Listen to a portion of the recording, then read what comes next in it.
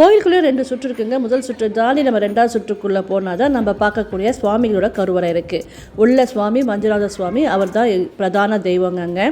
அடுத்து பார்த்திங்கன்னா அன்னப்ப சுவாமின்னு சொல்லக்கூடிய தர்ம தேவதையோட தரிசனம், அப்புறம் பிள்ளையார், அப்புறம் இந்த பக்கம் வந்தோம்னா கன்னியாகுமரி அம்மன். இதுதான் அம்மாவோட பேராங்க. எல்லா கோயிலும் கடைப்பிடிக்கிற பழக்கம் இந்த கோயிலுமே இருந்ததுங்க. அதாவது ஆண்கள் சட்டையை கட்டிட்டு பனியனை கட்டிட்டு தான் உள்ள தரிசனத்துக்கு போகணும். தர்மஸ்தலா அப்படின்ற கோவிலுங்க. அது மட்டும் இல்லாமல் அந்த அக்டே பரம்பரையில் வந்தவங்க இன்னும் அந்த கோயிலை நிர்வாகம் பண்ணுறாங்க. அது மட்டும் இல்லாமல் தீர்ப்பு சொல்கிறாங்க. யாராவது வழக்கு கொண்டு வந்தாங்கன்னா அந்த வழக்கை விசாரித்து அந்த வழக்குக்கு தீர்ப்பு சொல்கிறாங்க.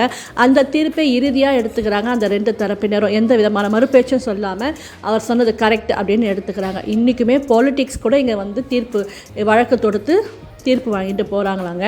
அப்படி தான் இந்த கோயில் ரொம்ப பிரசித்தமாக இருக்குது.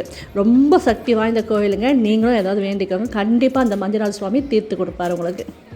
இந்த தடவை எப்படியோ டிமிக்கி கொடுத்து 2 தடவை சுவாமி பார்த்துட்டாங்க, தீர்த்தம் கொடுத்தாங்க. விளக்கொலியில் தான் சாமியை தரிசனம் பண்ண முடியுதுங்க. ஆர்டிஃபிஷியலான எலக்ட்ரானிக் லைட்ஸ் எதுவுமே இல்லாமல் விளக்கொலியில் தான் சாமியை நம்ம பார்க்குறோம்.